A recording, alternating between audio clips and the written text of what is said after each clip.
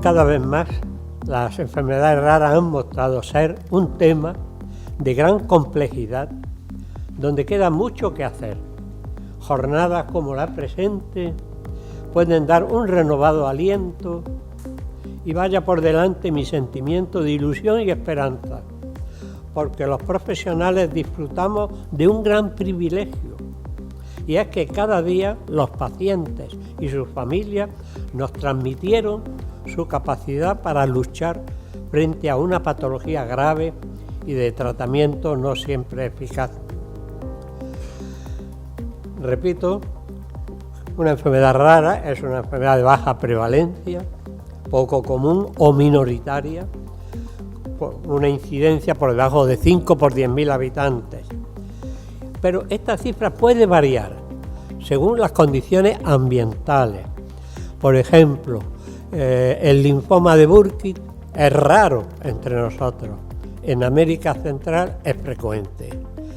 La drepanocitosis antes era rara. Cuando ha aumentado la población de etnia negra, la drepanocitosis es tan frecuente que existe una prueba, un cribado neonatal para detectarla ya precozmente. Así que el ambiente influye en la definición y también la edad, porque, por ejemplo, los tumores malignos, incluida la leucemia, es una enfermedad rara, según la definición numérica que he dicho antes. Todas las neoplasias del niño son raras, y sobre todo las más terribles, las del sistema nervioso. En cambio, la esclerosis múltiple es rara en los niños, pero en los adultos no, porque es mayor de 7 por 10.000 habitantes. Junto a este factor, que puede modificar un poco la definición, hay que anotar un cierto incremento en todos los sentidos de la patología rara, en parte relativo, porque hoy día ya el enfermo raro no queda oculto, secuestrado, al contrario, con frecuencia muestra su deficiencia, él o la familia, como protesta quizás por la mala atención o no la suficiente atención que quieren recibir.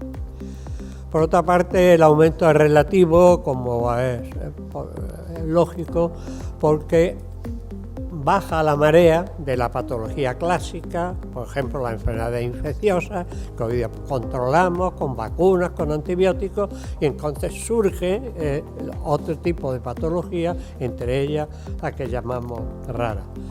Y también por la supervivencia. Todo el mundo sabe que la edad media aumenta para mujeres sobre todo y también para hombres, pero esta supervivencia afecta a todos, incluso a los que tienen patologías raras, por eso su número puede ser mayor. Por supuesto que esta supervivencia tiene un precio, y el precio son los efectos adversos del tratamiento, las secuelas, etcétera, el precio que hay que pagar a veces por la supervivencia. Pero todavía parece que existiera un aumento real de la patología rara, lo cual magnifica su importancia en todos los sentidos, en el práctico, en el científico, en el social. ¿Por qué? Porque hay factores causales de patología que están en el ambiente, que surgen nuevos con el progreso, también surgen nuevos contaminantes, etcétera. Y en la genética hay modificaciones de la patología también no conocidas y que puede ir aumentando.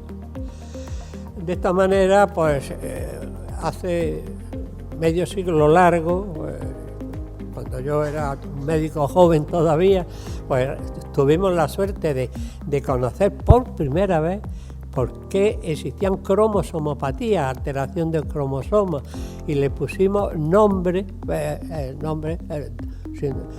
Ya sabíamos por qué el síndrome de Down, el síndrome de Turner, el síndrome de Klinefelter, etc. Entonces aparecieron las cromosomopatías y también hace medio siglo largo la embriopatía.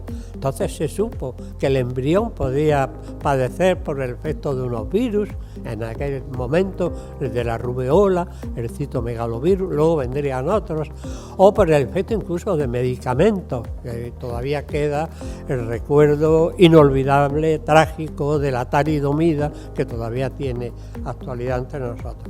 Pero todo esto es como un capítulo antiguo de la patología rara, incluso de toda la medicina, porque después han venido muchos más conocimientos. Incluso buscando estas causas nos dimos cuenta que podía ser origen de patología rara algo que no se había pensado, que es la patología psicosocial. La patología psicosocial aumenta mucho en la pediatría actual. No es el momento de extendernos, pero aquí hay personas que podrían hacerlo mucho mejor que yo.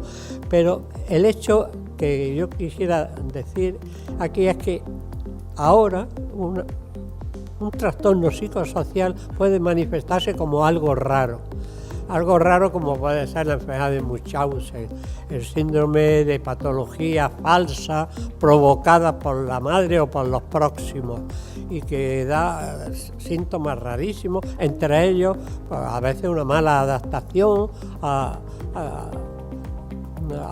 ambiente familiar, en la escuela, etcétera, y todo eso en un aspecto psicosocial muy distinto de tipo más orgánico, como he señalado, los virus o los tóxicos ambientales. Hoy día hay una gran preocupación por un factor psicosocial que es la violencia. La violencia tiene muchos aspectos, el acoso escolar, la agresión, el maltrato, el abuso, el abandono, etc. Pues a veces se manifiesta de manera rara, porque el niño no sabe explicar lo que está ocurriendo y está produciendo pues algo raro en la conducta de la escuela o de otros tipos. Hay un ejemplo más pues, de que en la etiología nueva hay que incluir la psicosocial, que no es habitual encontrárselo al hablar de estos problemas. En definitiva, que la patología rara ha pasado de estar confinada en una especie de museo de la vieja medicina a ocupar un plano destacado en la actualidad científica, profesional y sanitaria. Cada una de estas anomalías, como ha dicho muy bien al introducir la sesión, son raras, pero en conjunto ya es un grupo muy importante, es difícil contarlas, pero entre 5.000 o 7.000 enfermedades pueden existir. Por tanto, es un gran capítulo que está llamando la atención pues, de las instituciones que patrocinan esta jornada, por ejemplo, de los profesionales, como los que me acompañan. En España, como se ha dicho, hay 3 millones. Lo que nos interesa es saber que de ellos 500.000 es aquí, en Cataluña, y que un 7% de los europeos tiene alguna patología rara. Y ya solo por este número estamos hablando de otra cosa, de un problema social. Pero además del número, de las dificultades, de la cronicidad, etcétera, es que mucha patología rara se acompaña de discapacidad y por tanto doblemente patología social. Cuando se ha tenido ocasión de ver la evolución, pues se ha comprobado que ha habido etapas distintas. La primera etapa que vivimos, que hoy día es criticable, podría ser una etapa clínica. Esta realmente se arrancaría desde Hipócrates hasta nuestros días, porque entonces el médico apenas podía hacer otra cosa que encontrarse un síntoma inhabitual, describirlo lo mejor posible y no podía pasar de ahí porque tampoco tenía recursos para hacerlo. Es la etapa clínica en la cual se fueron describiendo muchos síntomas, poniendo nombres, etcétera, cosa que ya es muy difícil, ya no ocurrirá. Ya está, todos ya en principio se han conocido en este sentido. Pero claro, pronto nos dimos cuenta que no valía solo con describir un síntoma, había que añadir a aquel síntoma todo lo que ha dado la medicina actual.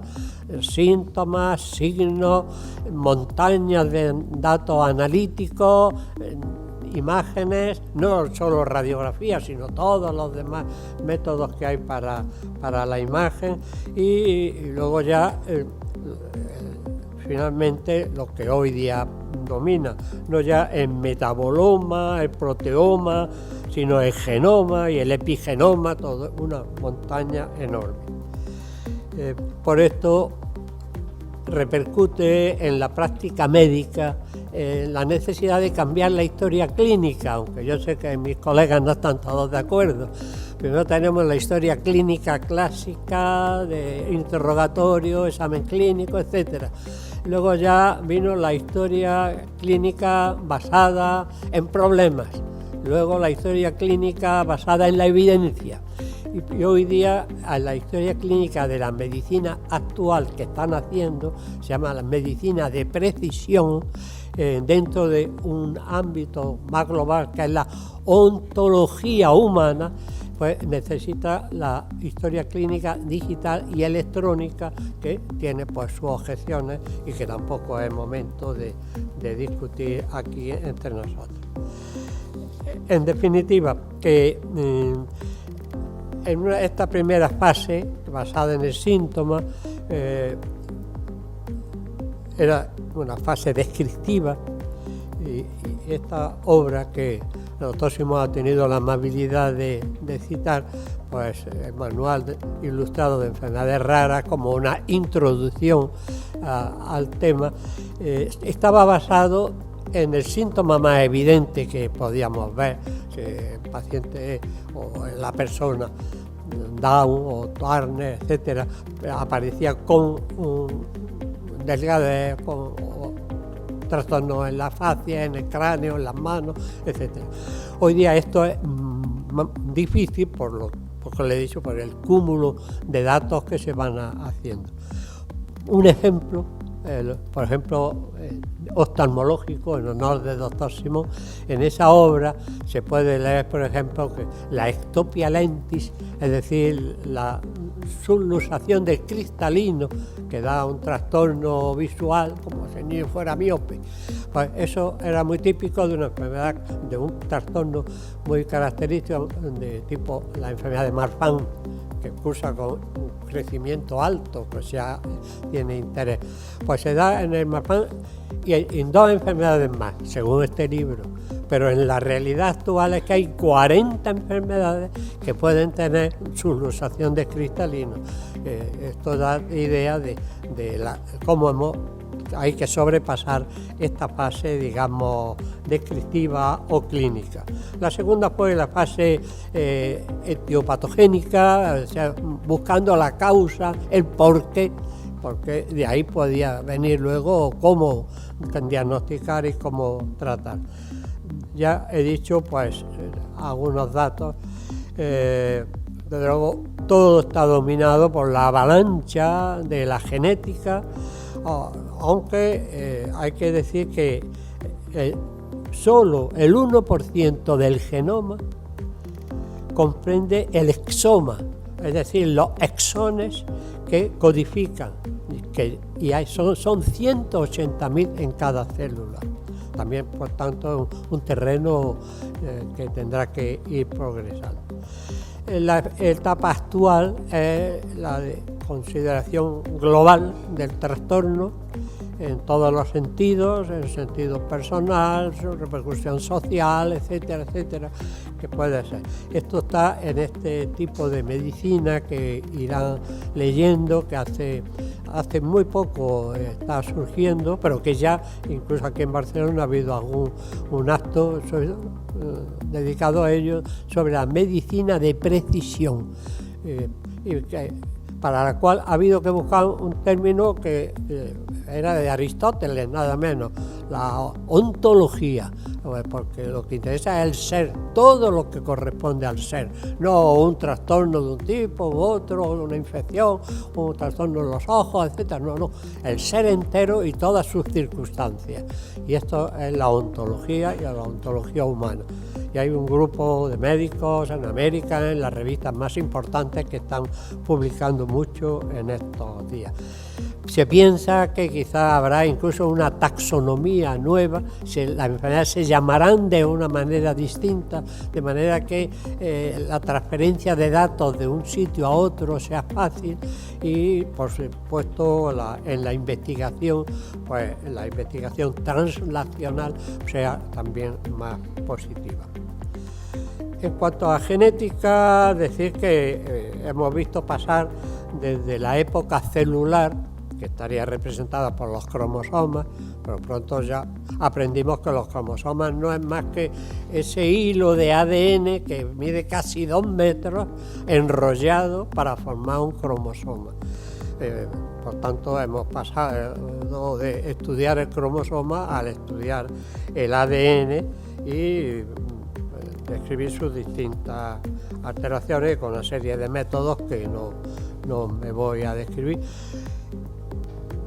Esto hará cambiar cosas. Un gran avance ha sido, por ejemplo, la prueba del talón, el cribado neonatal. Primero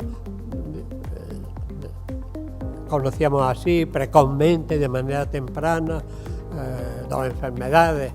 Ahora se pueden llegar a 30, pero es que con el estudio del ADN se pueden conocer hasta 2.000 genes patológicos, también con una simple muestra.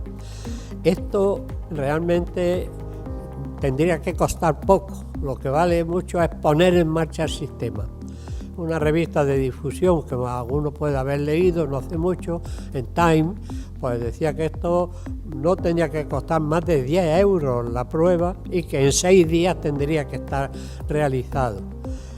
Aparte, en la práctica eso tropieza con dificultades porque los seguros no incluyen este tipo de pruebas, es que también se producen errores. Hay errores en todo, el error es posible en la clínica e incluso en la genética, que nos parecería lo principal. Si las pruebas de genética son tan importantes, también cuando uno las pide, tendría que saber por qué las pide y para qué, porque a veces pueden tener sus efectos, más o menos relacionados con esto. Yo diría que las personas Down en Cataluña, no hace mucho, nacían una por cada 700 recién nacidos. Una cifra relativamente reciente es que nacen 2 por cada 10.000. Ha habido una disminución brutal. Las malformaciones en general eran hasta hace poco el 2% de los recién nacidos. Ahora están cerca del 1% nada más. También una disminución enorme. Y todo coincidiendo con los avances en el llamado diagnóstico prenatal y sus consecuencias. El problema se complica, como he dicho en algún momento, porque no todo es el genoma, no todos los genes, sino lo que los rodea. Por tanto, la epigenética viene a complicar un poco el triunfo de la genética, porque a veces la alteración se debe a algo que hay alrededor del gen y a través de la metilación o a través de la modificación de las histonas o del ARN de poco tamaño, modifica los genes y esto es mucho más difícil de estudiar. Con todo este avance, según mis datos, se considera resuelto el 35% de la patología rara, 35%. Y en un trabajo muy reciente de unos expertos en estos temas, llegaron a la conclusión estudiando la odisea diagnóstica, ese largo periplo que sufren muchos pacientes hasta llegar al feliz puerto de un diagnóstico exacto y un tratamiento.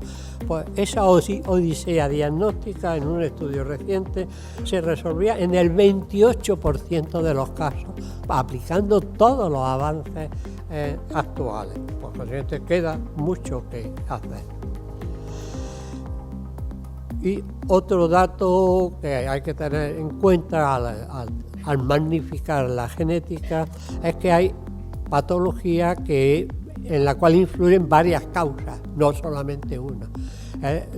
La patología se llama poligénica, multifactorial, de la cual hay varios tipos. Un ejemplo es, por ejemplo, la espina bífida, mielomeningocele, que también ha disminuido mucho, coincidiendo con el diagnóstico prenatal, pero que también tiene un tratamiento prenatal o intraparto. Pues bien, estas enfermedades poligénicas mezclan pues varios factores etiológicos de tipo genético, de tipo ambiental, etcétera, en los cuales pues hay que seguir preocupándose, y porque van cambiando. Hablé antes de virus, ahora al virus habría que añadir el Zika y no conformarnos con que la rubeola ha desaparecido. Desaparecerá mientras mantengamos la vacunación, cosa que hoy día algunos no están muy de acuerdo. Si pensamos algo sobre la conducta diagnóstica, ¿qué podría yo decir en esta introducción? Por un lado, que el diagnóstico tendría que ser lo más temprano posible, lo más precoz, porque así, si hay tratamiento, será más eficaz, y sobre todo la angustia, la preocupación o la protesta del paciente o de la familia se podrán arreglar mejor. Por consiguiente, un diagnóstico precoz. Esto es fundamental. En segundo lugar, que este diagnóstico va a corresponder al que vea al paciente, y muchas veces va a ser el niño, porque predomina esta patología. Ahora, pedirle hoy día al pediatra que esté muy al día de la patología rara, quizás es pedir demasiado, porque el pediatra, y ahora generalmente la pediatra, muchas veces tiene el síndrome de pediatra quemado, porque tiene un exceso de trabajo en una asistencia sanitaria que está mal planificada. Aquí hablamos hoy de la patología rara, es lo que toca, pero yo tengo que hablar en nombre de toda la patología pediátrica, y que también pues necesitan su atención y no quedar olvidadas por una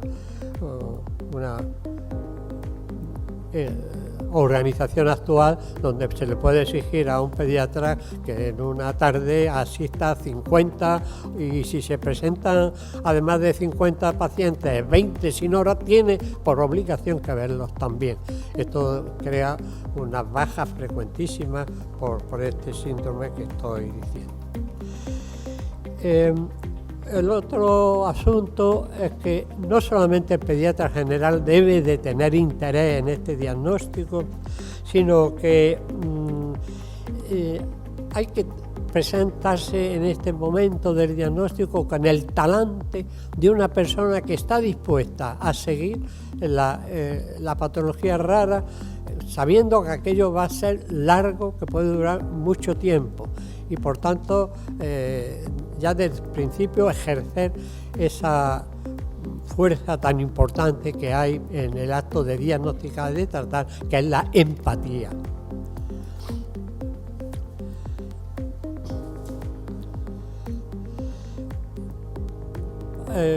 Con esto estoy diciendo, pues, en el diagnóstico, que no solo es condición de los muy especializados o de los especializados, sino que todo médico, en mi caso todo pediatra, tiene que aceptarlo.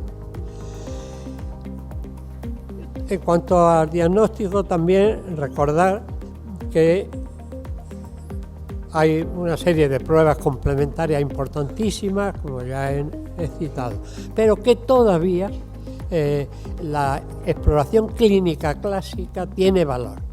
O sea que acercarse al paciente, saber reconocer con lo menos molesto para el paciente, que es la inspección, una buena inspección, mirar con interés al paciente, puede descubrir ya aquel síntoma menor o síntoma mayor que ponga en marcha aquel diagnóstico. Y sobre todo algo que es muy difícil de recoger en pruebas, que son los trastornos psicomotores, los pequeños trastornos psicológicos, sobre todo en niños pequeños, que puede ser pues, un retraso en el habla, un retraso en la deambulación, etcétera, y valorarlo y a través de aquello quizás llegar a un diagnóstico que pueda acabar pues, en una distrofia muscular, enfermedad de Duchenne, por ejemplo, por decir algo que tiene siempre actualidad.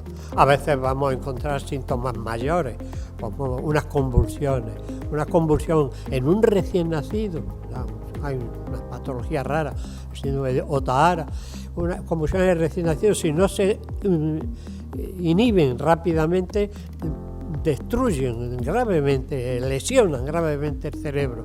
O si aparecen a los 3 meses, como el síndrome de West, con los típicos espasmos en flexión, pues si no somos capaces, y a veces cuesta mucho trabajo, de cortar aquellas convulsiones, acabarán también produciendo una patología neuropsíquica grande.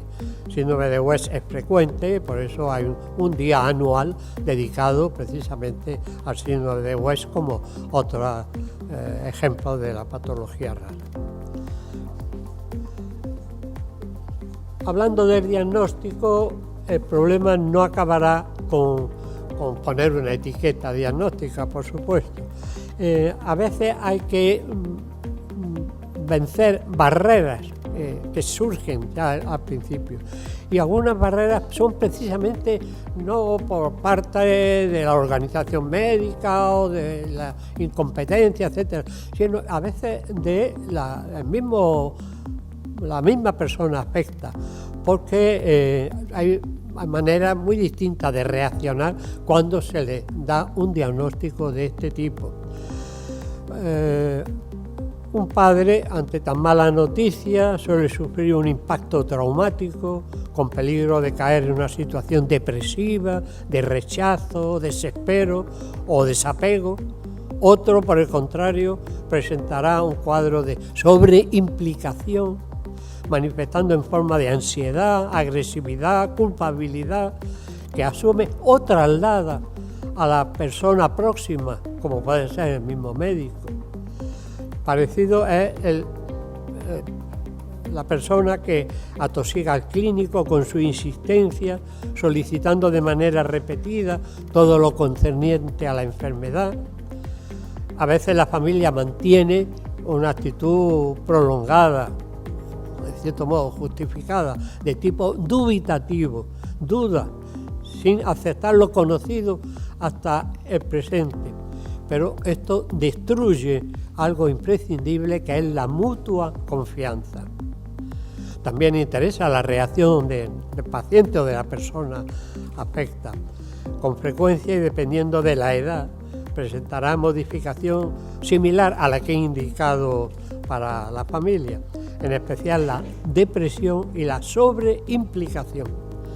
Sea una u otra la reacción, se tomará nota de este estado psicológico para ayudar a superarlo. En cuanto sea posible, se le proporcionará información y suficiente orientación sobre su trastorno, el peligro de transmisión hereditaria y la posibilidad de tratamiento, ayudándole a que plantee sus temores, sus sentimientos. Y se estará muy atento a la forma en que cada persona vive su proceso, unas veces con culpabilidad, otras con hostilidad o inhibición, cuando el ideal sería la colaboración. En la adolescencia hemos visto que toda esta situación se suele agravar, como todo el mundo sabe. Y ya para ir terminando esta introducción, unas breves pinceladas sobre terapéutica. Una, no hay que delegar el trabajo asistencial solo en los especialistas, algo he dicho ya. La terapéutica básica o general corresponde en parte a todo médico, en mi caso a todo pediatra, con preparación para estar al corriente, en la medida de lo posible, de los aspectos básicos, a fin de atender la demanda de cuidado y estar al nivel de la esperanza del paciente. Se puede encargar en efecto de misiones generales, por ejemplo, reforzar la resiliencia, esa capacidad de resistir los impactos adversos, estimulándola con el cultivo de la autoestima, las relaciones afectivas, el sentido del humor, la aceptación del cambio como parte de la vida y mantener una visión optimista y esperanzada. Y no es solo cuestión de calidad de vida, también es cuestión de salud. Continuamente se van ampliando las relaciones entre el sistema nervioso y la capacidad defensiva o inmunitaria. El médico general puede participar en algunos métodos terapéuticos como la nutrición, la alimentación, métodos físicos, así como la estimulación y la importante intervención temprana.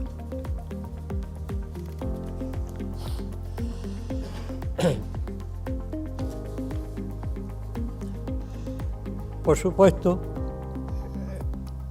una patología especial necesita un tratamiento especial, necesita por tanto especialistas y a veces muy especialistas en centros de referencia. Allí a veces encontrarán lo mejor es la solución quirúrgica, lo que para muchos médicos es el fracaso de la medicina, la cirugía, en una patología rara puede ser lo mejor. Resolver una hidrocefalia, algún tratamiento de este tipo puede resolver el problema. Otras veces puede ser también relativamente sencillo, con una alimentación especial, con una nutrición o bien con hormonas, los que llevan un problema de tiroides o de hipófisis, todo esto está arreglado. Luego han ido ya surgiendo métodos especiales, los trasplantes. El trasplante de hígado, en este caso, aparte de curar hepatopatía, como la atresia de vías biliares, ha mejorado o curado procesos con trastorno inmunológico o metabólico, igual que el trasplante de médula ósea. Las células madre es la técnica que ha conseguido hasta ahora más éxitos. A veces se ensayó un medicamento huérfano, es decir, un medicamento que se había quedado sin utilidad, que no tenía enfermedad donde aplicarse, y se intentó aplicarlo en la patología rara, generalmente con poco efecto, estos huérfanos. ¿Y por qué? Porque los encargados de fabricar nuevos fármacos pues tienen ciertas limitaciones debido a que, claro, el número de pacientes es poco, los ensayos clínicos son muy difíciles. Ahora recientemente pues hay una controversia con el atalureno, con el nombre comercial de Translarna, que parece que aumentaría la distrofina, que es lo que falla en la distrofia muscular de Duchenne, que es relativamente conocida, de la cual yo he tenido varios amigos, afectos y tal, pero hay discusión porque quizás produce elevaciones excesivas del colesterol con todas sus consecuencias, de la creatinina indicando que puede afectar el riñón, etc. Actualmente se está viviendo pues una controversia aquí mismo en nuestra ciudad, porque en un hospital pues, a un paciente se le ha retirado el tratamiento porque los que lo administran creen que son más los efectos adversos que los secundarios. Todo esto es una idea de lo que da el atalureno para poner en marcha un nuevo fármaco en la patología que nos une aquí. Haría falta pues nuevos estímulos legislativos. En América, un presidente promulgó una ley que permitió que se realizara la síntesis rápida por ingeniería genética de medicamentos como la hormona de crecimiento, que hasta entonces la usábamos humana, de hipófisis humana, o la eritropoyetina, la acidobudina o varios tipos de interferón. Y estos medicamentos entonces dejaron de ser huérfanas de medicación una serie de enfermedades porque ya lo tuvieron. El futuro, como está en la mente de todos, y están esperando que lo diga, es la terapia génica, para modificar o cambiar el gen patológico o responsable del trastorno. Ha sido intentada en muy numerosos procesos, pero en la mayoría con resultados nulos, transitorios y a veces catastróficos, aunque sigue siendo una de las principales líneas de investigación terapéutica. Intenta, como saben, cambiar el gen patológico por un normal mediante la ayuda de un vector viral o no viral. Afortunadamente, para terminar con una nota de optimismo, aquí en Barcelona, en el campo de la oncología, la genética se ha asociado a la inmunoterapia. Entonces se cogen linfocitos T del paciente, se les modifica el ADN nuclear en el laboratorio para incluirle un receptor específico para la célula tumoral, que de este modo es destruida con facilidad. Y nada más, solo desearles una jornada provechosa, agradecerles su amable atención, muchas gracias a todos.